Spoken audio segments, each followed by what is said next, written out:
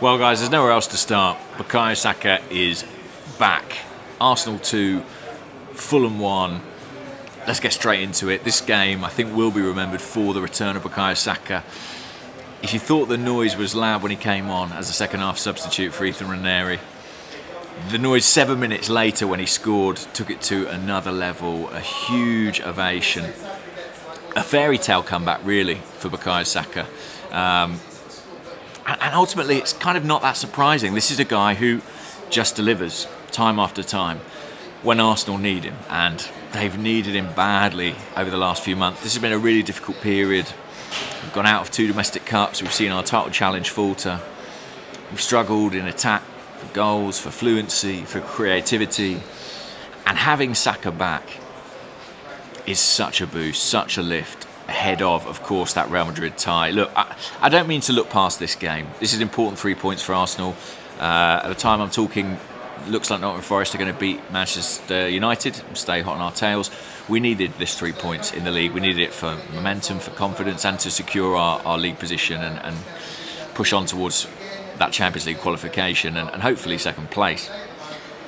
But I've got to be honest with you. I am now at a point where I am seeing these games through the prism of that Real Madrid tie, and I think it will be the same at Goodison Park on Saturday.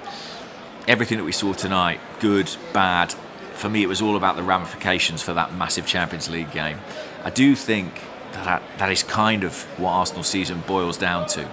And Saka's return, in that perspective,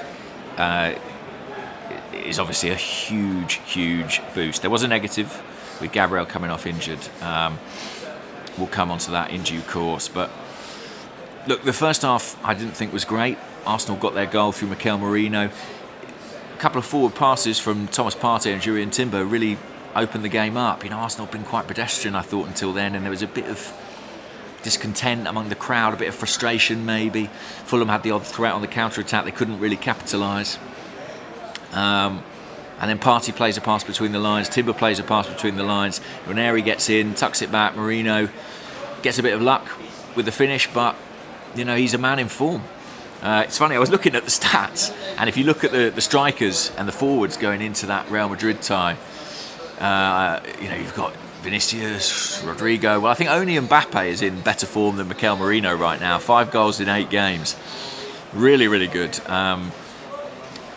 There was plenty of criticism for Arsenal for their decision not to sign a striker in January, and I think it would be sort of almost too... I don't think you can say, well, they did it because they knew they had Merino and this was the plan.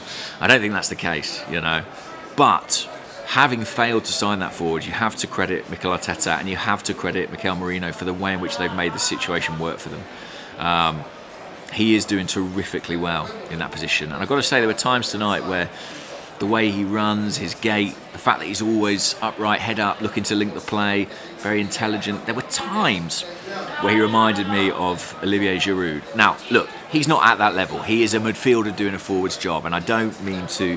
I thought Giroud was a brilliant player, and I don't mean to sort of downplay how good Giroud was. I just mean stylistically, there's 1 or 2 things in Merino that just made me have that sort of flicker of Giroud, the left foot as well, I guess. Although a goal with his right tonight. We get the second goal from Saka. Brilliant flick from Martinelli, I've got to say, to set that up. And Martinelli to Saka, Saka's head, goal.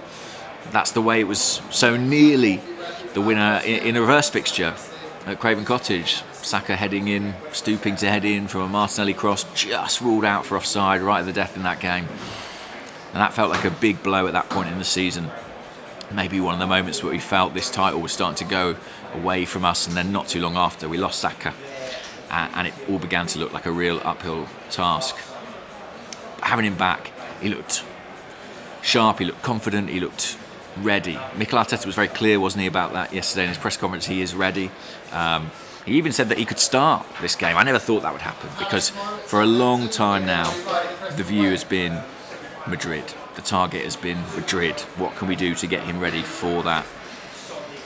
Now, at the other end of the pitch, there is a worry. Gabriel went off early on, I think 16 minutes in. Looked pretty clearly like a hamstring injury. It's funny with injuries, often you read the body, you look at the replays. How did they land? How did they stretch? With this one, you needed to read Gabriel's face. He had an expression that said, it's bad. He looked like a player who knew this is ruling him out of that Madrid tie. A 3-week injury, which is, the bare minimum, I think, for a hamstring, would take him out of both legs.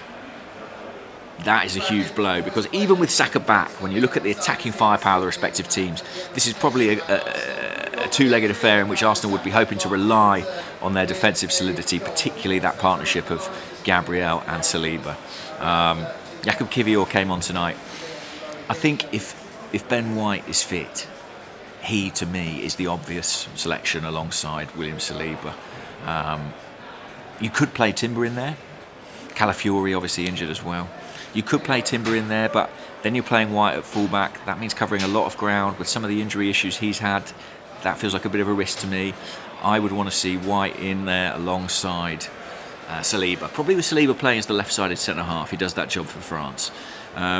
White's got to prove he's fit first. He's got to prove he's fit first, and that won't be easy. He missed tonight with a niggle. Hopefully nothing more serious than that. Will he get 20 minutes against Everton or more against Everton to show that he's ready for Madrid? I think he needs it.